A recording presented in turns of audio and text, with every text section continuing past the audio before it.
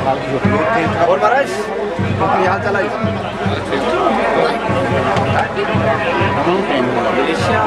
Party बड़ी party बड़ी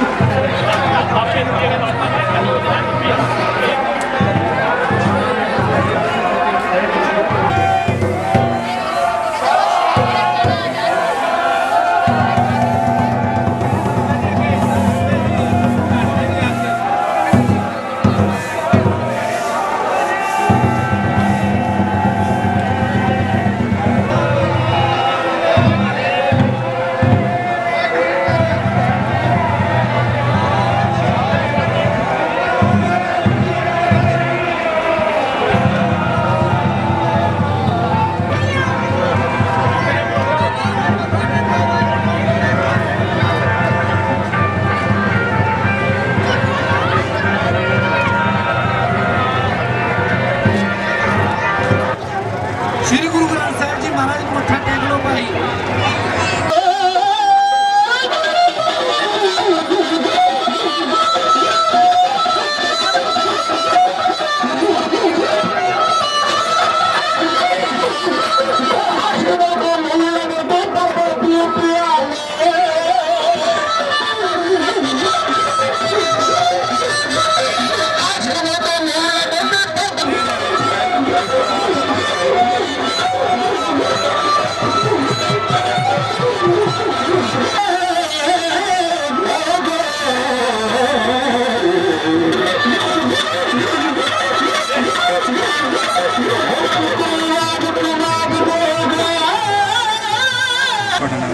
राय अजीजुल्ला अजीजुल्ला।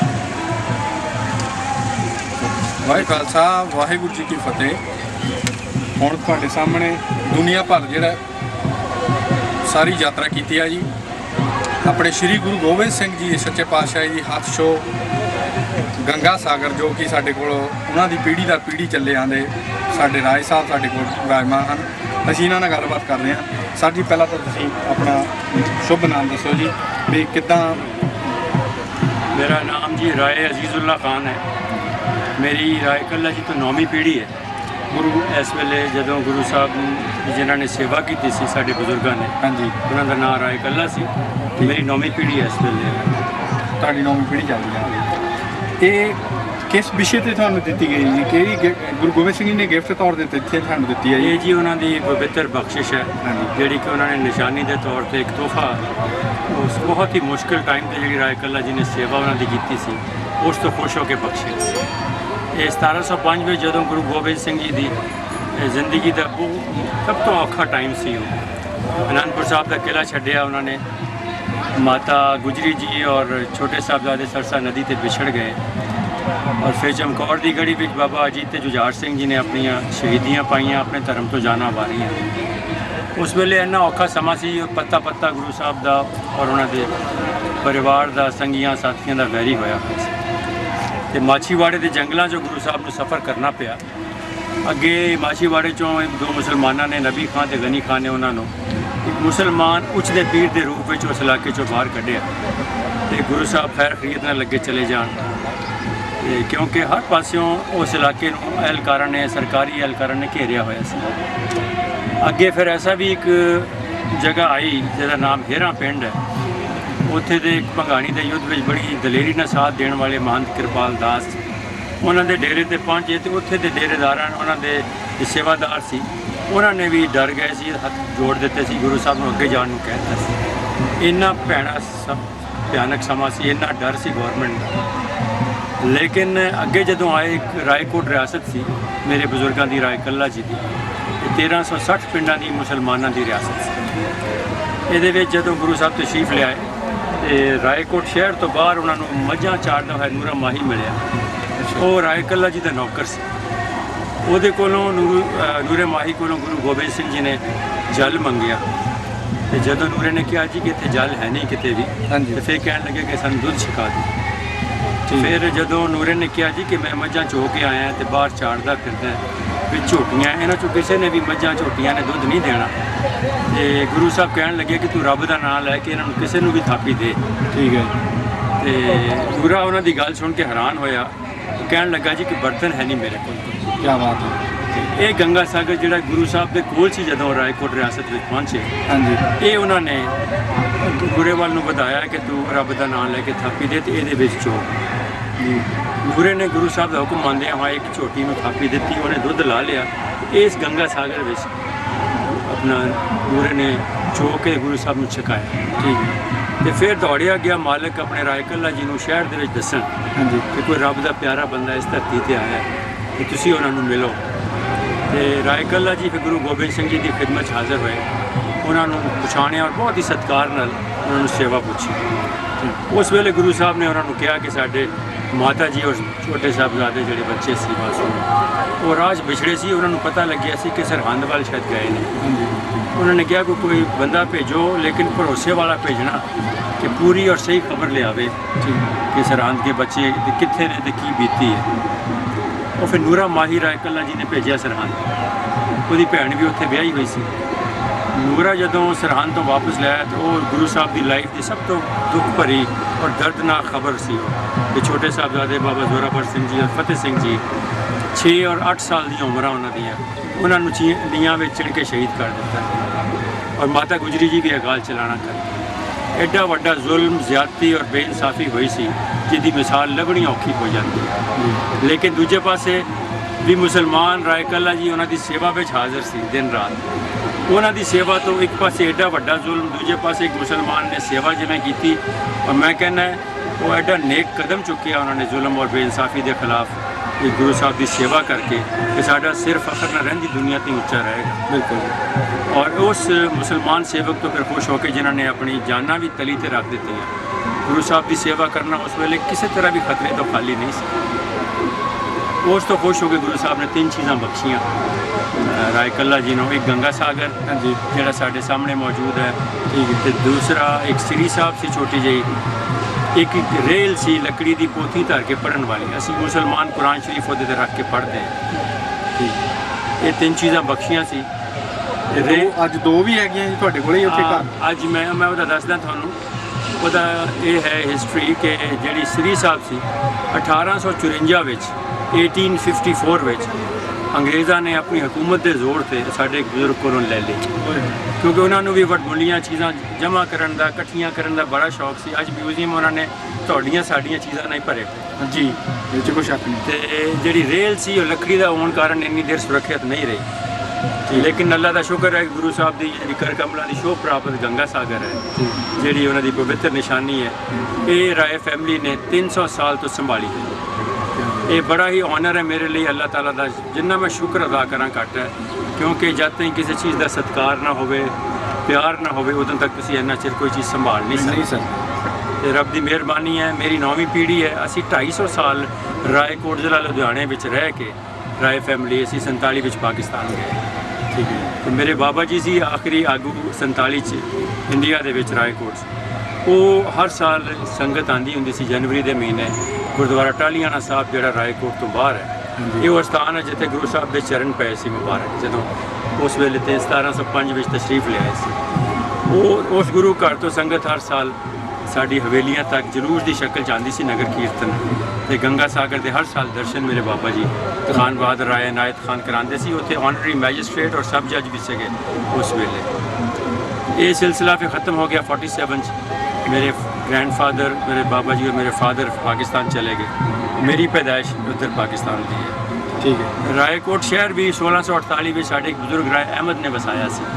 ਇਹ ਫੈਮਿਲੀ ਦਾ ਪਿਛੋਕੜ ਹੈ ਕਿ ਉਸ ਇਲਾਕੇ ਵਿੱਚ ਉਹਨਾਂ ਦਾ ਚੰਗੀ ਭਲੀ ਸੇ ਔਰ ਰਿਆਸਤ ਦੇ ਮਾਲਕ ਸੀ। ਤੇ ਜਗਰਾਵਾਂ ਵੀ ਰਾਏਕੱਲਾ ਜੀ ਜਿਨ੍ਹਾਂ ਨੇ ਗੁਰੂ ਸਾਹਿਬ ਦੀ ਸੇਵਾ ਕੀਤੀ, ਉਹਨਾਂ ਦੇ ਪਿਤਾ ਜੀ ਰਾਏ ਕਮਾਲੁਦੀਨ ਨੇ 1680 ਵਿੱਚ ਜਗਰਾਵਾਂ ਆਬਾਦ ਕੀਤਾ ਸੀ। ਇਹ ਰਾਏਕੋਟ ਫੈਮਿਲੀ ਦਾ, ਰਾਏ ਫੈਮਿਲੀ ਦੀ ਪਿਛਲੀ ਥੋੜ੍ਹੀ ਜਿਹੀ ਹਿਸਟਰੀ ਹੈ। ਪਾਕਿਸਤਾਨ ਬਣਨ ਤੋਂ ਬਾਅਦ ਅੱਗੇ ਪਿੱਛੇ ਫਿਰ ਮੇਰੇ ਬਜ਼ੁਰਗ ਅੱਲਾ ਨੂੰ ਪਿਆਰੇ ਹੋ ਗਏ। ਮੇਰੇ ਬਾਬਾ ਜੀ, ਮੇਰੀ ਮਦਰ, ਮੈਂ ਸਿਰਫ 4 ਸਾਲ ਦਾ ਸੀ। ਮੇਰੇ ਫਾਦਰ, ਮੈਂ ਸਿਰਫ 6 ਸਾਲ ਦਾ ਸੀ, ਉਹ ਵੀ ਫੌਤ ਹੋ ਗਏ। ਠੀਕ ਹੈ। ਤੇ ਫਿਰ ਮੇਰਾ ਚਾਚਾ ਤਾਇਆ ਵੀ ਹੈ ਨਹੀਂ ਸੀ। 4 ਪੀੜ੍ਹੀਆਂ ਤੋਂ ਅਸੀਂ ਇੱਕ ਬੇਟਾ ਸਾਡੇ ਘਰ 'ਚ। ਤੇ ਮੇਰੇ ਬਾਬਾ ਜੀ, ਮੇਰੇ ਫਾਦਰ, ਮੈਂ ਅੱਗੇ ਮੇਰਾ ਬੇਟਾ ਵੀ ਇੱਕੋ ਹੀ ਹੈ, ਰਾਏ ਮੁਹੰਮਦ ਅਲੀ ਉਹਦਾ ਨਾਮ ਹੈ। 22 ਸਾਲ ਦੀ ਉਮਰ ਹੈ ਉਹਦੀ। ਠੀਕ ਹੈ। ਤੇ ਮੈਂ ਤੇ ਮੇਰੀ ਬਿੱਧ ਦਾਦੀ ਜੀ ਰਹਿ ਗਏ ਸੀ ਘਰ 'ਚ। ਤੁਸੀਂ ਇਹ ਸਾਰਾ ਕੁਝ ਆਪਣੇ ਬੇਟੇ ਨੂੰ ਦੱਸ ਰਹੇ ਹੋ ਜੀ, ਸਮਝਾ ਰਹੇ ਹੋ? ਮੈਨੂੰ ਜੋ ਮੈਨੂੰ ਪਤਾ ਲੱਗਿਆ ਉਹ ਮੇਰੀ ਬਿਰਧ ਦਾਦੀ ਜੀ ਕੋਲੋਂ ਮੈਨੂੰ ਪਤਾ ਲੱਗਿਆ। ਠੀਕ ਹੈ। ਜੋ ਇਹ ਖਾਨਦਾਨ ਦਾ ਇਤਿਹਾਸ, ਗੁਰੂ ਸਾਹਿਬ ਦੀ ਇੱਕ ਮਹਾਨ ਹਸਤੀ ਦੀ ਪਵਿੱਤਰ ਨਿਸ਼ਾਨੀ, ਕੀ ਪਿਆਰ ਮੁਹੱਬਤ ਔਰ ਨਿੱਘ ਸੀ ਸਾਡਾ ਇੰਡੀਆ ਦੇ ਵਿੱਚ ਰਾਏਕੋਟ ਦਾ ਔਰ ਰਾਏ ਫੈਮਿਲੀ ਦਾ ਖਾਲਸਾ ਪੰਥ ਨਾਲ। ਠੀਕ ਹੈ। ਜਿੰਨਾ ਪਿਆਰ ਸਾਨੂੰ ਦਿੰਦੇ ਸੀ ਔਰ ਹੈ ਮੇਰਾ ਈਮਾਨ ਔਰ ਫੇਥ ਹੈ ਕਿ ਉਹ ਜਿਹੜਾ ਸਾਨੂੰ ਜਿੰਨਾ ਵੀ ਪਿਆਰ ਦੁਨੀਆ 'ਚ ਮਿਲਿਆ ਉਸ ਔਖੇ ਵੇਲੇ ਦੀ ਸੇਵਾ ਦਾ ਸਦਕਾ। ਕੀ ਬਾਤ ਹੈ। ਜਿਸ ਤੋਂ ਖੁਸ਼ ਹੋ ਕੇ ਗੁਰੂ ਸਾਹਿਬ ਨੇ, ਮੈਂ ਆਪਣੇ ਆਪ ਨੂੰ ਇਸ ਕਾਬਲ ਨਹੀਂ ਸਮਝਦਾ, ਅੱਲਾ ਦਾ ਸ਼ੁਕਰ ਕਰਦਾ ਹੈ ਕਿ ਮੈਨੂੰ ਇੰਨਾ ਮੁਹੱਬਤ ਔਰ ਇੰਨਾ ਪਿਆਰ ਦੁਨੀਆ ਦੇ ਵਿੱਚ ਹਰ ਕੋਨੇ 'ਚੋਂ ਖਾਲਸਾ ਪੰਥ ਨੇ ਦਿੱਤਾ। ਕਿਉਂਕਿ ਖਾਲਸਾ ਪੰਥ ਨੇ ਤਾਂ ਇਸ ਗੱਲ ਦੀ ਕਦਰ ਕਰਨੀ ਹੀ ਕਰਨੀ ਹੈ ਕਿ ਬਹੁਤ ਹੀ ਮੁਸ਼ਕਿਲ ਵੇਲੇ ਜਿਹੜੇ ਨੇ ਕਿਸੇ ਮੁਸਲਮਾਨ ਆਗੂ ਰਾਜ ਭਾਗ ਹੁੰਦਿਆਂ ਹੋਇਆਂ ਜਿਹਨੇ ਅੱਗੇ ਵੱਧ ਕੇ ਇੱਕ ਜੁਰਤ ਦਾ ਮੁਜ਼ਾਹਰਾ ਕੀਤਾ। ਮੈਂ ਤਾਂ ਕਹਿੰਦਾ ਜਿਹੜਾ ਅੱਛਾ ਇਨਸਾਨ ਹੈ ਕਿਸੇ ਵੀ ਧਰਮ ਦਾ ਹੋਵੇ, ਉਹ ਜਦੋਂ ਇਹ ਕਹਾਣੀ ਸੁਣਦਾ ਤੇ ਉਹਦਾ ਵੀ ਸਿਰ ਇਨਸਾਨੀਅਤ ਦੇ ਨਾਤੇ ਉੱਚਾ ਹੋ ਜਾਂਦਾ ਕਿ ਰਾਏ ਕੱਲਾ ਜੀ ਨੇ ਇੱਕ ਬਹੁਤ ਉੱਚੇ ਵੱਡੇ ਇਨਸਾਨ ਹੋਣ ਦਾ ਸਬੂਤ ਦਿੱਤਾ। ਬਿਲਕੁਲ ਜੀ। ਇਸ ਤਰ੍ਹਾਂ ਫਿਰ 47 ਤੋਂ ਬਾਅਦ ਗੰਗਾ ਸਾਗਰ ਦੇ ਦਰਸ਼ਨ 94 ਵਿੱਚ ਇੰਗਲੈਂਡ ਵਿੱਚ ਪਹਿਲੀ ਵਾਰੀ ਮੈਂ ਕਰਾਇਆ। ਤੁਸੀਂ ਪਾਰਟੀਸ਼ਨ ਤੋਂ, ਇੰਡੀਆ ਦੀ ਪਾਰਟੀਸ਼ਨ ਤੋਂ ਪੂਰੇ 47 ਸਾਲਾਂ ਬਾਅਦ 1994 ਦੇ ਵਿੱਚ। ਉਸ ਤੋਂ ਬਾਅਦ ਫਿਰ ਇਹ ਗੱਲ ਫੈਲ ਗਈ ਸਾਰੀ ਦੁਨੀਆ ਦੇ ਵਿੱਚ, ਮੈਨੂੰ ਸੱਦੇ ਆਏ, ਬੜੇ ਪਿਆਰ ਮੁਹੱਬਤ ਨਾਲ ਖਤ ਪੱਤਰ ਆਏ ਤੇ ਮੈਂ ਕਈ ਦੇਸ਼ਾਂ ਵਿੱਚ ਗਿਆ, ਅਮਰੀਕਾ, ਕੈਨੇਡਾ, ਆਸਟ੍ਰੇਲੀਆ। ਲੇਕਿਨ ਇੱਕ ਮੇਰੇ ਮਨ ਦੇ ਵਿੱਚ ਸੀ ਕਿ ਉਸ ਧਰਤੀ ਤੇ ਜਿੱਥੇ ਬਖਸ਼ਿਸ਼ ਹੋਈ ਸੀ, ਜਿੱਥੇ ਸੇਵਾ ਸਾਡੇ ਵੱਲੋਂ ਸਾਡੇ ਬਜ਼ੁਰਗਾਂ ਨੂੰ ਕਰਨ ਦਾ ਮਾਣ ਪ੍ਰਾਪਤ ਹੋਇਆ ਸੀ, ਉੱਥੇ ਮੈਂ ਜ਼ਰੂਰ, ਮੈਨੂੰ ਲਾਈਫ 'ਚ ਅੱਲਾ ਨੇ ਮੈਨੂੰ ਮੌਕਾ ਦਿੱਤਾ ਤੇ ਮੈਂ ਜ਼ਰੂਰ ਖਾਲਸਾ ਪੰਥ ਨਾਲ ਇਹ ਚੀਜ਼ ਸਾਂਝੀ ਕਰਾਂ ਕਿਉਂਕਿ ਸਾਡਾ ਕਾਮਨ ਵਿਰਸਾ ਹੈ, ਸਾਂਝਾ ਵਿਰਸਾ ਹੈ ਸਾਡਾ। ਅਜੇ ਤੱਕ ਤੁਸੀਂ ਯਾਨੀ ਕਿ ਇੰਡੀਆ ਨਹੀਂ, ਫਿਰ ਮੈਂ ਗਿਆ 2004 ਵਿੱਚ ਉਹ ਮੌਕਾ ਆਇਆ ਜਦੋਂ 300 ਸਾਲਾ ਸ਼ਹੀਦੀ ਪੁਰਬ ਬਹੁਤ ਉੱਚੇ ਪੱਧਰ ਤੇ ਮਨਾਇਆ ਗਿਆ ਗੁਰੂ ਗੋਬਿੰਦ ਸਿੰਘ ਜੀ ਦੇ ਸਾਹਿਬਜ਼ਾਦਿਆਂ ਦਾ। ਉਸ ਵੇਲੇ ਸ਼੍ਰੋਮਣੀ ਕਮੇਟੀ ਨੇ, ਅਕਾਲੀ ਦਲ ਨੇ, ਕਾਂਗਰਸ ਨੇ, ਸਭ ਜਥੇਬੰਦੀਆਂ ਵੱਲੋਂ ਮੈਨੂੰ ਇਨਵੀਟੇਸ਼ਨ ਬਹੁਤ ਪਿਆਰ ਮੁਹੱਬਤ ਨਾਲ ਆਈ ਤੇ ਫਿਰ ਮੈਂ SGPC ਦੀ ਇਨਵੀਟੇਸ਼ਨ ਤੇ ਉੱਥੇ ਮੈਂ ਇੰਡੀਆ ਗਿਆ। ਫਿਰ ਮੈਂ ਲੰਡਨ ਰੱਖਦਾ ਗੰਗਾ ਸਾਗਰ ਬੈਂਕ ਵਿੱਚ ਇਹਦੀ ਸੁਰੱਖਿਆ, ਇਹਦੀ ਹਿਫਾਜ਼ਤ, ਸਿਕਿਉਰਿਟੀ ਵਾਸਤੇ। ਤੇ ਉੱਥੋਂ ਲੰਡਨ ਤੋਂ ਮੈਂ ਦਿੱਲੀ ਗਿਆ, ਦਿੱਲੀ ਤੋਂ ਰਾਜਾ ਸਾਂਸੀ ਤੇ ਹਰਮੰਦਰ ਸਾਹਿਬ ਗਏ ਤੇ ਚਮਕੌਰ ਸਾਹਿਬ, ਫਤਿਹਗੜ੍ਹ ਸਾਹਿਬ, ਆਲਮਗੀਰ ਸਾਹਿਬ। 12ਵੇਂ ਦਿਨ ਫਿਰ ਅਸੀਂ ਲੁਧਿਆਣੇ ਤੋਂ ਰਾਏਕੋਟ ਗਏ, ਜਿਹੜਾ ਸਿਰਫ 45 ਕਿਲੋਮੀਟਰ ਦਾ ਸਫ਼ਰ ਹੈ ਲੁਧਿਆਣੇ ਤੋਂ ਰਾਏਕੋਟ ਸਾਡੇ ਜੱਦੀ ਨਗਰ ਦਾ। ਉਹ ਸਾਨੂੰ 11 ਘੰਟੇ ਲੱਗੇ ਪੂਰੇ 45 ਕਿਲੋਮੀਟਰ ਜਾਂਦਿਆਂ। ਇਹ ਮੈਂ ਇਸ ਲਈ ਕਹਿਣਾ ਜਦ ਇਹਨਾਂ ਦੇਸ਼ਾਂ ਵਿੱਚ ਆਉਣਾ ਕਿ ਇਹ ਸੰਗਤ ਵਡਭਾਗੀ ਹੈ ਜਿਨ੍ਹਾਂ ਨੂੰ ਗੁਰੂ ਸਾਹਿਬ ਦੀ ਬਖਸ਼ਿਸ਼ ਦਾ ਇੰਨੇ ਨੇੜਿਓਂ ਹੋ ਕੇ ਇੰਨੇ ਪਿਆਰ, ਪ੍ਰੇਮ ਔਰ ਸਤਿਕਾਰ ਨਾਲ ਗੰਗਾ ਦੇ ਦਰਸ਼ਨ ਕਰਨ ਦਾ ਮੌਕਾ ਮਿਲਿਆ। ਕਈਆਂ ਨੂੰ ਜਿਹੜੇ ਖੁਸ਼ ਨਸੀਬ ਹੈਗੇ ਨੇ ਇਹਨੂੰ ਥੋੜ੍ਹਾ ਜਿਹਾ ਮੁਹੱਬਤ ਨਾਲ ਇਹਨੂੰ ਟੱਚ ਕਰਨ ਦਾ ਵੀ ਮੌਕਾ ਮਿਲ ਜਾਂਦਾ ਹੈ, ਜਿਹਨੂੰ ਗੁਰੂ ਸਾਹਿਬ ਦੇ ਆਪਣੇ ਹੰਕਾਰ ਕਮਲਾਂ ਦੀ ਸ਼ੋਭ ਪ੍ਰਾਪਤ ਹੈ। ਨਹੀਂ ਤੇ ਉੱਥੇ ਸੰਗਤ ਦਾ ਨੇੜੇ ਆਉਣਾ ਮੁਮਕਿਨ ਨਹੀਂ ਸੀ। ਕਈ ਕਿਲੋਮੀਟਰ ਮੇਰੇ ਬਜ਼ੁਰਗ, ਮੇਰੀਆਂ ਭੈਣਾਂ, ਬੱਚੀਆਂ, ਬੱਚੇ ਨਾਲ ਦੌੜਦੇ ਰਹੇ ਤੇ ਨੇੜੇ ਆਉਣਾ ਉਹਨਾਂ ਦੇ ਵੱਸ 'ਚ ਨਹੀਂ ਸੀ। ਉਸ ਅਸੀਂ ਸਫ਼ਰ 11 ਘੰਟੇ ਬਾਅਦ ਫਿਰ ਰਾਏਕੋਟ ਗਏ, ਗੁਰਦੁਆਰਾ ਟਾਹਲੀਆਣਾ ਸਾਹਿਬ ਦਰਸ਼ਨ ਕਰਾਏ ਸੰਗਤ ਨੂੰ। ਉੱਥੇ 57 ਸਾਲਾਂ ਬਾਅਦ ਗੰਗਾ ਸਾਗਰ ਆਪਣੇ ਘਰ ਵਾਪਸ ਗਿਆ ਸੀ ਤੇ ਫਿਰ ਮੈਨੂੰ ਹਵੇਲੀ 'ਚ ਵੀ ਇਹ ਗੰਗਾ ਸਾਗਰ ਆਪਣੀ ਜਿੱਤੀ ਹਵੇਲੀ 'ਚ ਲਿਜਾਣ ਦਾ ਮੌਕਾ ਮਿਲਿਆ ਰਾਏਕੋਟ ਦੇ ਵਿੱਚ। ਉੱਥੇ ਉੱਪਰ ਵਾਲੇ ਕਮਰੇ 'ਚ ਬਾਬਾ ਜੀ ਸਜਾਉਂਦੇ ਹੁੰਦੇ ਸੀ ਇਹਨੂੰ। ਉੱਥੇ ਜਦੋਂ ਅਸੀਂ ਗਏ ਤੇ ਉੱਥੇ ਉਸ ਕਮਰੇ ਦੇ ਵਿੱਚ ਉਸ ਸਰਦਾਰ ਫੈਮਿਲੀ ਹੁਣ ਰਹਿੰਦੀ ਹੈ, ਉਹਨਾਂ ਨੇ ਗੁਰੂ ਗ੍ਰੰਥ ਸਾਹਿਬ ਦਾ ਪ੍ਰਕਾਸ਼ ਉੱਥੇ ਕੀਤਾ। ਠੀਕ ਹੈ। ਔਰ ਉਸ ਕਮਰੇ ਨੂੰ ਉਹਨਾਂ ਨੇ ਹੋਰ ਕਿਸੇ ਕੰਮ ਲਈ ਯੂਜ਼ ਨਹੀਂ ਕੀਤਾ ਕਦੇ। ਉਹ ਮੇਰੇ ਮਨ ਦੀ ਬੜੀ ਪੁਰਾਣੀ ਖੁਆਇਸ਼ ਅੱਲਾ ਨੇ ਪੂਰੀ ਕੀਤੀ ਤੇ ਮੈਂ ਫਿਰ ਕੁਛ ਦੇਰ, ਅੱਧਾ ਪੌਣਾ ਘੰਟਾ ਉੱਥੇ ਸਜਾਇਆ ਗੰਗਾ ਸਾਗਰ ਤੇ ਫਿਰ ਅਸੀਂ ਰਾਤ ਨੂੰ ਦਿੱਲੀ ਵਾਪਸ ਜਾਣਾ ਸੀ।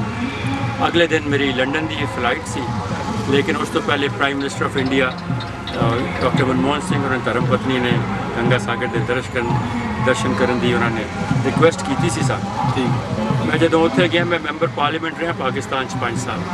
ਅਸੀਂ ਪ੍ਰੈਜ਼ੀਡੈਂਟ ਕਿਸੇ ਵੀ ਪ੍ਰਾਈਮ ਮਿਨਿਸਟਰ ਨੂੰ ਮਿਲਦੇ ਸੀ ਤਾਂ ਸਾਨੂੰ ਸਤਿਕਾਰ ਨਾਲ ਬਿਠਾਇਆ ਜਾਂਦਾ ਹੈ, ਫਿਰ ਪ੍ਰਾਈਮ ਮਿਨਿਸਟਰ ਨੂੰ ਦੱਸਿਆ ਜਾਂਦਾ, ਉਹ ਆਉਂਦੇ ਤੇ ਮੁਲਾਕਾਤ ਸ਼ੁਰੂ ਹੁੰਦੀ ਸੀ। ਹੁਣ ਮੈਂ ਜਦੋਂ ਗੰਗਾ ਸਾਗਰ ਲੈ ਕੇ ਗਿਆ ਗੁਰੂ ਸਾਹਿਬ ਦੀ ਪਵਿੱਤਰ ਨਿਸ਼ਾਨੀ ਡਾਕਟਰ ਮਨਮੋਹਨ ਸਿੰਘ ਦੇ ਸਰਕਾਰੀ ਰਿਹਾਇਸ਼ ਤੇ ਸਾਡੀ ਗੱਡੀ ਪਹੁੰਚਣ ਤੋਂ ਪਹਿਲੇ ਉਹ ਤੇ ਉਹਨਾਂ ਦੀ ਧਰਮ ਪਤਨੀ ਬਾਹਰ ਪੌੜੀਆਂ ਤੇ ਹੱਥ ਜੋੜ ਕੇ ਸਵਾਗਤ ਲਈ ਬਾਹਰ ਖੜ੍ਹੇ ਸੀ ਤੇ ਮੈਂ ਬਹੁਤ ਟੱਚ ਹੋਇਆ ਇਸ ਮਾਮਲੇ ਨਾਲ। ਇਟ ਵਾਜ਼ ਵੈਰੀ ਟਚਿੰਗ ਔਰ ਮੈਂ ਆਈ ਵਾਜ਼ ਵੈਰੀ ਇਮੋਸ਼ਨਲ। ਮੇਰੀ ਅੱਖਾਂ 'ਚ ਪਾਣੀ ਆ ਗਿਆ ਕਿ ਇਹਨਾਂ ਨੇ ਇੰਨੀ ਮੁਹੱਬਤ, ਇੰਨਾ ਪਿਆਰ, ਸ਼ਰਧਾ ਗੁਰੂ ਸਾਹਿਬ ਵਾਸਤੇ ਉਹਨਾਂ ਦੀ ਨਿਸ਼ਾਨੀ ਲਈ ਔਰ ਔਰ ਉਹਨਾਂ ਦੇ ਉਸ ਫੈਮਿਲੀ ਲਈ ਜਿਹਨਾਂ ਨੂੰ ਉਸ ਵੇਲੇ ਥੋੜ੍ਹਾ ਜਿਹਾ ਮੌਕਾ ਗੁਰੂ ਸਾਹਿਬ ਦੀ ਸੇਵਾ ਕਰਨ ਦਾ ਮਿਲਿਆ ਸੀ। ਇਹਨਾਂ ਤਿੰਨਾਂ ਗੱਲਾਂ ਨਹੀਂ ਉਹਨਾਂ ਨੇ ਬਹੁਤ ਹੀ ਮੁਹੱਬਤ ਦਾ ਇਜ਼ਹਾਰ ਕੀਤਾ। ਮੈਂ ਚਾਹਾਂਗਾ ਕਿ ਅੱਲਾ ਕਰੇ ਅੱਗੇ ਸਾਡੀਆਂ ਆਉਣ ਵਾਲੀਆਂ ਨਸਲਾਂ ਵੀ ਇਸੇ ਪਿਆਰ ਮੁਹੱਬਤ ਔਰ ਰਿਸਪੈਕਟ ਨਾਲ ਅਸੀਂ ਖਾਲਸਾ ਪੰਥ ਨੂੰ ਮਿਲਦੇ ਰਹੀਏ। ਰੱਬ ਤੁਹਾਨੂੰ ਵੀ ਸਾਰਿਆਂ ਨੂੰ ਖੁਸ਼ ਰੱਖੇ। ਅਸੀਂ ਜੋ ਗੁਰੂ ਸਾਹਿਬ ਦੇ ਮੁਬਾਰਕ ਚਰਨ ਪੈਣ ਨਾਲ ਰਾਏਕੋਟ 'ਚ ਮੁਹੱਬਤ ਦੀ ਸਾਂਝ ਬਣੀ ਹੈ, ਅੱਲਾ ਕਰੇ ਹਮੇਸ਼ਾ ਵੱਧਦੀ ਰਹੇ ਔਰ ਖੁੱਲ੍ਹਦੀ ਰਹੇ। ਇੱਕ ਸਵਾਲ ਹੋਰ ਸਰ, ਜਦੋਂ ਤੁਸੀਂ ਰਾਏਕੋਟ ਸਾਹਿਬ ਗਏ ਹੈ, ਕਾਫੀ ਦੇਰ ਬਾਅਦ ਗਏ, ਤੁਹਾਡੀ ਉਮਰ ਲਗਭਗ ਉਸਲੇ 2004 ਦੇ ਵਿੱਚ ਠੀਕ ਸੀ, ਤੁਹਾਨੂੰ ਕਿੱਦਾਂ ਲੱਗਾ ਆਪਣੇ ਪੁਰਾਣੇ ਘਰ 'ਚ ਜਾ ਕੇ, ਜਿਹੜੀ ਹਵੇਲੀ ਸੀ ਜਿੱਥੇ ਤੁਸੀਂ ਸਾਡੇ ਪੁਰਖ ਰਹਿੰਦੇ ਆ ਰਹੇ ਸੀ? ਮੈਂ ਰਾਏਕੋਟ ਜਦੋਂ ਪਹਿਲੀ ਵਾਰੀ ਤਾਂ 1999 'ਚ ਗਿਆ ਜੀ, 300 ਸਾਲਾ ਵਿਸਾਖੀ ਤੇ ਮੈਨੂੰ ਖਾਸ ਤੌਰ ਤੇ ਖਾਸ ਮਹਿਮਾਨ ਦੇ ਤੌਰ ਤੇ ਅਨੰਦਪੁਰ ਸਾਹਿਬ ਇਨਵਾਈਟ ਕੀਤਾ ਗਿਆ ਸੀ। ਉਹ ਵੀ ਮੇਰੇ ਲਈ ਬਹੁਤ ਵੱਡਾ ਆਨਰ ਸੀ। ਇਹ ਜਿਹੜੇ ਓਕੇਜਨ 300 ਸਾਲਾ ਵਿਸਾਖੀ ਤੇ 300 ਸਾਲਾ ਗੁਰੂ ਸਾਹਿਬ ਦੇ ਸਾਹਿਬਜ਼ਾਦਿਆਂ ਦਾ ਪੁਰਬ, ਇਹਦੇ ਵਿੱਚ ਸ਼ਾਮਲ ਹੋਣਾ ਮੈਂ ਕਹਿੰਦਾ ਉਹ ਬਹੁਤ ਹੀ ਵੱਡੀ ਖੁਸ਼ਕਿਸਮਤੀ ਦੀ ਗੱਲ ਹੈ। ਇਹ ਤਾਂ ਸ਼ਾਇਦ ਸਦੀਆਂ ਬਾਅਦ ਇਹੋ ਜਿਹੇ ਮੌਕੇ ਆਉਂਦੇ।